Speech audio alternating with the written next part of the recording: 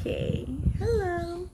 Today is day 3, and honestly, I'm not really counting the days and being like, oh my gosh, this is 1, 2, 3, I have this many more, but it definitely is kind of a motivation now since I'm posting it to see my growth. And like I said in my video too, that I wasn't going to look at my videos, but yesterday after posting that or watching it, I saw myself in a different lens of seeing how grateful I was and seeing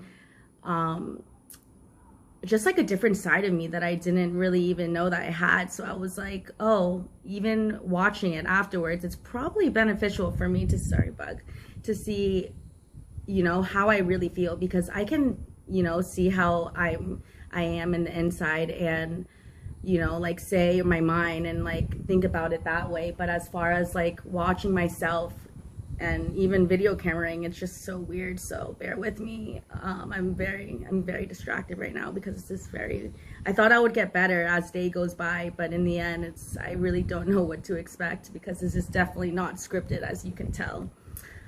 Anyways, so I just want to say, oh, also when I started watching myself, I gained like this confidence of, hey, like you're actually really happy, like I see you. And it was really cool to have that connection within myself to see how I really feel deep inside. And so that's why I wanted to start posting it and seeing like actually and hearing myself rather than, you know, posting it or just making it and not watching it and being like, oh, I'll watch it all at the end.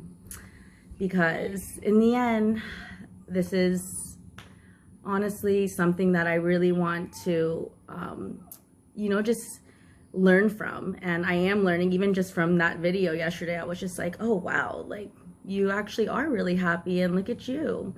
So bear with me because these videos are probably going to be all over the place because it is my first time honestly sitting in a camera and being vulnerable with my feelings. And there's a lot of people who don't know like who I am. I haven't done social media in like the past 2 years. So me just being flat out open and telling my whole life story takes me a lot of time. It took me a lot of time to really have the courage to open up and, you know, share bits and pieces of my story. But doing that, I believe, is part of growth because, you know, if I don't believe in myself and, you know, if I'm shy or embarrassed of my past, like, how am I going to grow? And, you know, through like after the 100 days, I want to, you know, be proud of everything that I've done. And like I said yesterday in the video, like I am so grateful for everything that has happened to me. So like, why not share it with the world rather than, you know, saying it and not doing it, you know what I mean? So anyways, I wanted to share that in the beginning. Also, so today I wanted to talk about guilt of, not guilt, but it's more like when I first started to like realize I kind of had a problem in a way. So with alcohol, I would say that, you know, like actually it didn't even start like with alcohol. Even as like a child, like I was always I'm left-handed, by the way, so we think differently, but I would always be very like sneaky or always do like, if you tell me left, I would do right. You know what I mean? I would do always the opposite of something and always try to find the easiest route, but the hardest route, if you get what I mean. I don't know why. I always liked adventure and always wanted like the adrenaline rush. Like I'm an adrenaline junkie and we love that, right? So as far as, you know, like hiding and stuff, like it never got to the point where, you know, like I would drink, but it was never like to a point where I like was like, oh, I needed it. Like I always thought that I never really labeled myself as like an alcoholic or any of that, but I do admit that I was powerless at one point.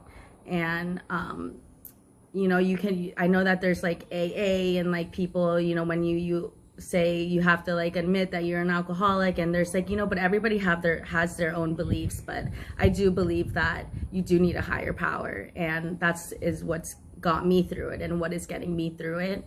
I don't really like to label myself as anything of that, but as far as like the sneaking around, that's something that I do want to talk about, because it's funny because, you know, my mom, if you guys know like Korean, like Asian parents, especially moms, they like will go through your room and like look through everything, and they will find everything, literally. They will, I don't even know how they do it. And I would get so angry about that, even before like it was not even alcohol, like, or anything. Like when I was a kid, my mom used to like clean the room, but like dig through my purse. And like I think it's an Asian thing, because like a lot of my friends, like their moms do it too. So I don't know, it's kind of funny.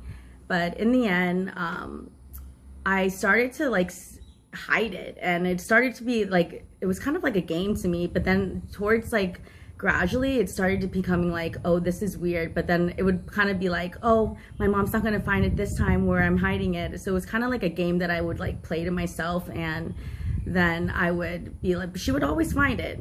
She would always find it, which is, kudos to you, Oma. Like literally, I'm proud of you for finding it always. But it was like always like, oh, literally the spots that I would hide them would be crazy, and she would still find it. Sometimes like even above like the window, and she, yep, always found it.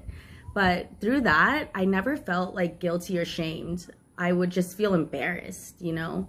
And now, like if I do, like if I ever had like the feeling of like hiding it or doing, or even, you know what I mean, I should hide it, my brain automatically tells me like, obviously you're doing something wrong. And usually back then I used to not care. Like I literally had DGAFs of what if I got caught or anything of that. And I just was like, okay, it's kind of like I wanted to get caught in a way, which was strange. Not really, because knowing me, I was so used to like always getting in trouble by my mom and dad, and or just failing or doing something and not sticking to it. And you know, like living in that mindset, and it was hard for me to get out of, you know. And I would just keep numbing myself again, even though I didn't even like it. Like the way alcohol makes me feel, like it's just like I thought it was fun in the beginning, and then it's not fun anymore. Like it turns me into a completely different person, and automatically it just goes to negative thoughts. And it's like,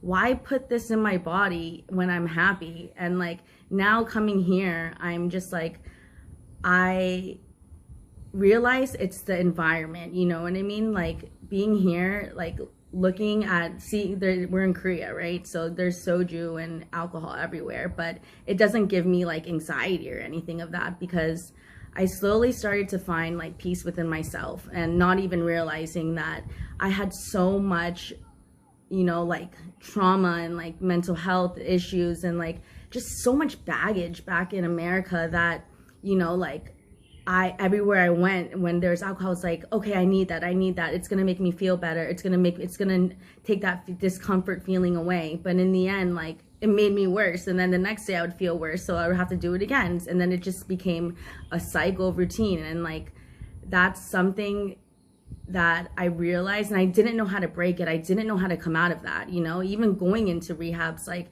it's like, okay, coming back out, and then I still have those emotions and I still have those feelings. And no matter every routine that I tried to change, it's still, I always came back, you know, like to rock bottom, and like depressed, and like not feeling happy with myself. And I believe that I wanted to change, and I wanted to think positively, and I wanted to do this, but I just wasn't there. I don't know, I guess it really is the environment, because I was never alone, you know. And being here, and like really surrendering it all, and literally coming in here and having nothing, and you know, even just sitting here and making this video shows me, and that it's not about like and especially in America, like they would give you like all these medicines to like cut down, like anxiety medicines, like all of this stuff. And you guys know what I'm talking about if you've gone to like American rehab. But and it's not, it was about the environment, you know. And it just gave me time to think that I had to sit with myself. Like I had to sit with myself and really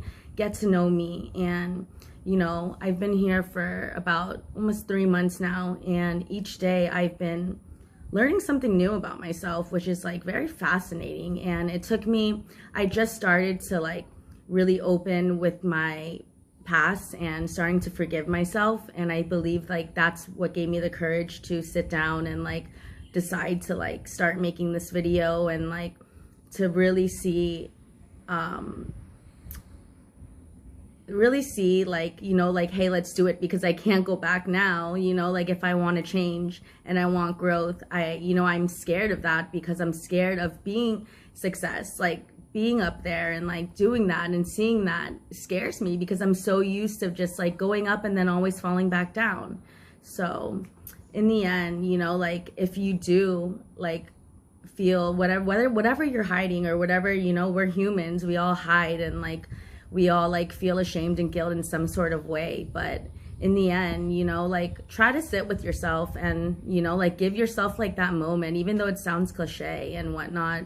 Like it really, like when we do meditation and all that, like opening and going deep into your shadow and really accepting it, it's scary. It really is, because, you know, who wants to feel that discomfort and all of that stress of, you know, like, oh, you're a bad person, this is what happened. But, you know, once you accept that and once you realize, okay, keep going, you let it go, you let it keep going in, and then you accept it and then you move on.